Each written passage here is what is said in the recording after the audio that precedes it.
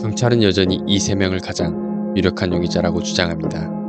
1층 주민에게 아이가 태어났다고 말하고 아내의 영전에 침착하게 레드와인을 따랐던 남편, 피해자의 사망 추정 시간에 피해자와 마지막으로 함께 있었던 것으로 추정되는 아내의 친구, 굳이 외진 곳에 위치한 피해자의 동네까지 와서 문을 열어보며 나카무라를 찾던 남성. 경찰은 앞서 말한 것처럼 의사, 그리고 여성이나 청소년을 용의선상에 올려두었습니다. 임산부의 뱃속에서 아이를 꺼내고 뱃속에 수화기와 열쇠고리를 넣은 것으로 보아 해부학적 지식이 있는 의료 관계자로 추정했지만 범인이 의사라기에는 제왕절개의 방식이나 후처리 방식이 의료 관계자로 보기에는 어려워 수사 대상에서 제외됩니다. 경찰은 비행 청소년의 범죄가 아닐까 하는 추측도 하기 시작합니다. 1980년대에 들어 청소년 범죄가 많아졌고 같은 해, 같은 장소, 1988년 2월 나고야에서 소년이 살인을 저지른 사건이 있었기 때문에 충분히 가능성이 있다고 보고 있었습니다.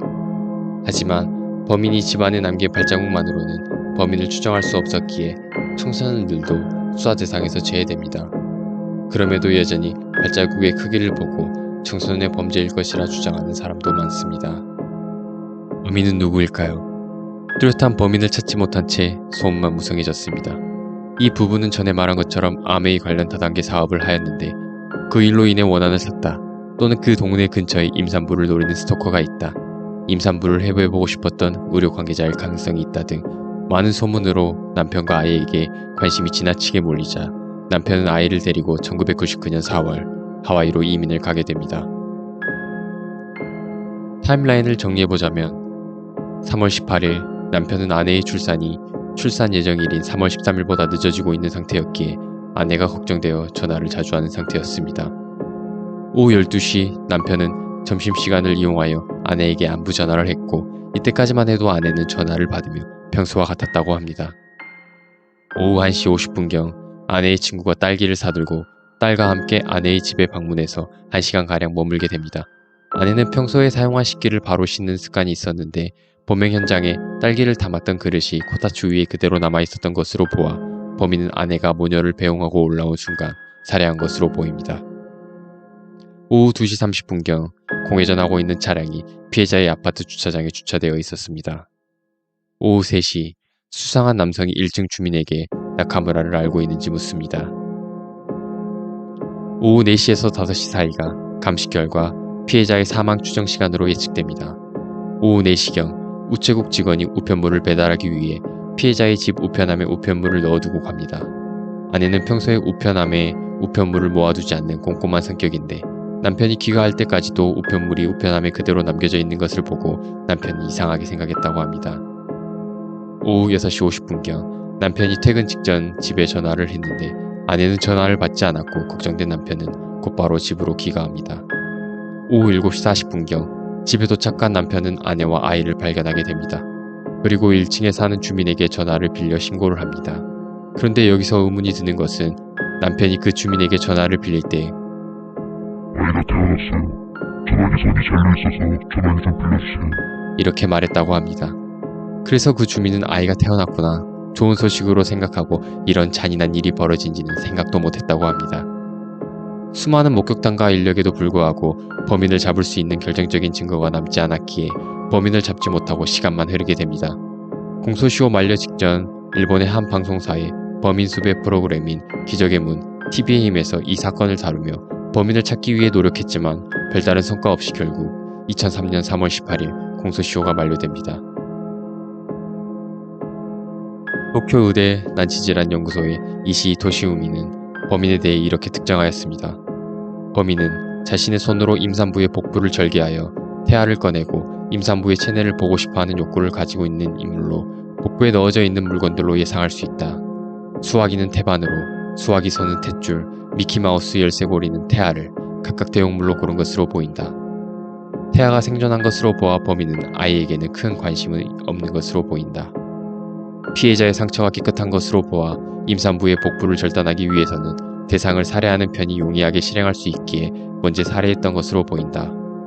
실험이 목적이라면 성적 흥미가 있다고 하여도 쾌감까지 달하지 못하기에 연속적으로 엽기적인 살인사건을 일으키는 연쇄살인자나 쾌락살인자는 아니고 일회에 하나여 만족할 가능성이 있다.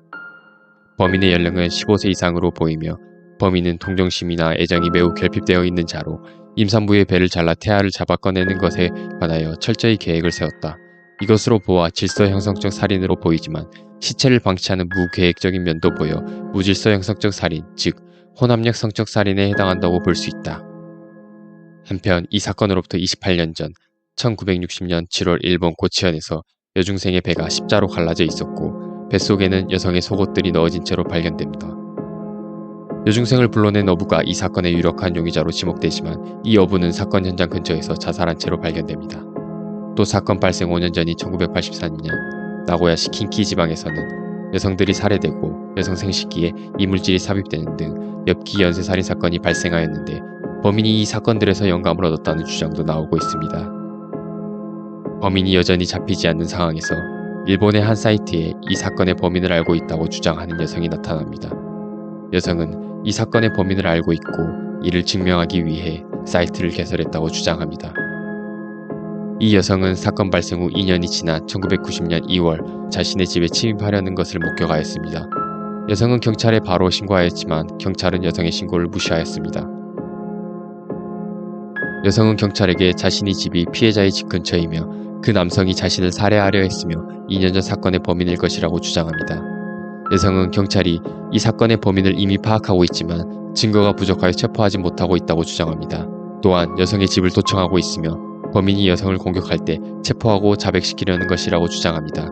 문제가 되는 것은 이 사이트에 당시 이 사건을 조사한 걸로 알려진 아이치현 경찰 간부의 실명까지 언급이 되어 당시 사회적으로 큰 문제가 되었고 일본 야후 계정에 있던 이 사이트는 폐쇄됩니다. 현재까지 이 여성의 주장에 대해서는 확인되지 않은 것이 많으며 그녀가 이 사건의 범인을 진짜 알고 있는지에 대해서도 알 수 없습니다. 하지만 이 여성이 주장한 이야기가 너무나 구체적이었기에 사건의 실마리를 찾는 데 도움이 될 가능성도 있습니다. 따라서 이 여성의 주장을 단순히 망상이라 생각하고 가볍게 넘어가기에는 의문스러운 점이 많습니다. 나고야 임산부 해부 사건은 일본에서도 유명한 미제 사건 중 하나로 일본에서도 보기 드문 엽기적인 사건으로 경찰의 필사적인 수사에도 불구하고 사건의 실마리는 찾지 못하고 결국 현재까지 미제 사건이 된 사건입니다. 남편은 병원에서 태어난 후 기자들에게 이렇게 말했다고 합니다. 아이의 이름은 남자아이라는 걸 알고 있었기에 미리 아내와 사내아에 정하였고 먼저 떠난 아내의 목까지 아이를 열심히 잘 키우고 싶다.